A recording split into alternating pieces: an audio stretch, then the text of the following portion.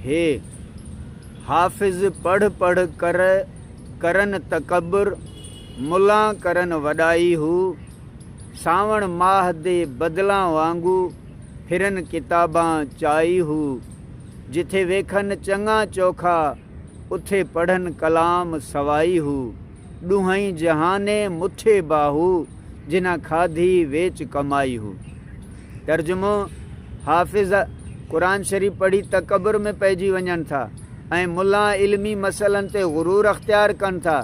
सावण जे मींहं वारनि ककरनि जियां किताब खयूं फिरंदा वतन, जिते चङो चोखो हलवो ऐं सणबो ताम ॾिसनि था, उते क़ुरान शरीफ़ ज़्यादा पढ़नि था। ऐं बाहू जन पंहिंजे इल्म ऐं ज़मीर खे विकिणी खाधो, तन जा ॿई जहान वया, याने ॿिन्ही जहाननि में उन्हनि लाइ सज़ा आहे।